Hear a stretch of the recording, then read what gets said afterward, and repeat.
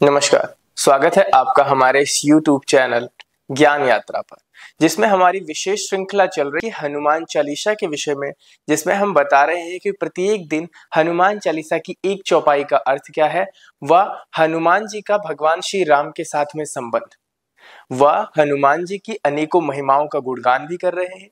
साथ ही हम जान रहे हैं कि चौपाई का हिंदी अर्थ क्या है। आज भी हमारी चौपाई है, चौपाई संख्या 9, जिसमें हम बात करेंगे हनुमान जी के उस चौपाई के संदर्भ में, और इस चीज को भी हम ध्यान देंगे कि गोस्वामी तुलसीदास जी ने उस चौपाई के माध्यम से हनुमान जी के इस घटनाक्रम को रामायण की किस घटना से जोड़ा है। चलिए शुरू करते हैं हमारी हनुमान चालीसा। सूक्ष्म रूप धर सियहि दिखावा, विकट रूप धर लंक जरावा। अर्थात आपका जो अष्ट सिद्धि नवनिधि है, उसी में से आपके अंदर एक विशेषता है कि आप अपने रूप को सूक्ष्म भी कर सकते हैं और आप विकट भी करते हैं या विराट भी रूप धारण कर सकते हैं। सूक्ष्म का अर्थ है कि अति सूक्ष्म, सूक्ष्म मतलब अणु के समान, एक धूल के कण के समान, जो किसी को भी दिखाई ना दे। यह आपने तब किया था जब आपको लंका में प्रवेश करना था। आप लंका में प्रवेश करने के लिए अपने रूप को बहुत ही अति सूक्ष्म कर चुके थे और आप प्रवेश कर गए थे, और आपने लंका दहन के दौरान विकट रूप धर करके लंक जराया था।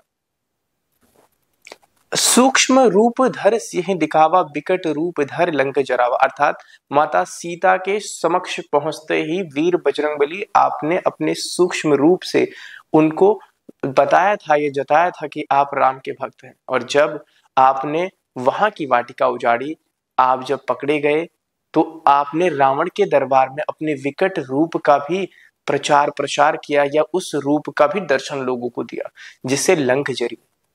लंका पूरी जो स्वर्ण थी, स्वर्ण की बनी हुई थी, वह राख हो गई। भीम रूप धर असुर संहारे थे आपने। अर्थात आप तो असुरों के काल हैं। भीम का अर्थ होता है शरीर में बड़ा और बलवान।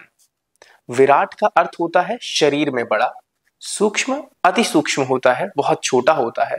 तो भीम और विराट में अंतर है।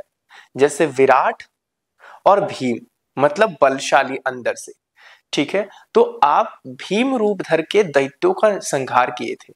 लंका में प्रवेश के बाद में जब आपके ऊपर प्रहार किया गया, लोगों ने आपके ऊपर अनेक शस्त्रों से वार किया, आपने उनके शस्त्रों को नाश कर दिया और उनको भीम रूप धर के संहारा। राम काज के फिर आपने राम का काज संवारा इस प्रकार से, मतलब क्योंकि आपका कार्य था भगवान श्री राम के काज को पूर्ण करना, आप कभी राम काज में बाधा नहीं आने देते थे। अर्थात आपने इस प्रकार से भगवान श्री राम के काज को संवारा कि जैसा देश वैसा भेष रखा। जहां सूक्ष्म की आवश्यकता पड़ी आप सूक्ष्म बने, जहां विराट का रूप धारण करना हुआ विराट, जहां भीम रूप प्रदर्शन करना हुआ भीम रूप प्रदर्शन किया आपने। यह था हमारी चौपाई का 9वें चौपाई का हिंदी अर्थ, जो कि माता सीता के खोज के दौरान भगवान श्री राम को जो संदेश लाने का कार्य हनुमान जी ने किया, उसी में इनकी महिमा का गुणगान किया जाता है कि सूक्ष्म रूप धर सियहि दिखावा, विकट रूप धर लंक जरावा। तो यहीं पर होता है हमारे इस चौपाई का भी अंतिम पड़ाव।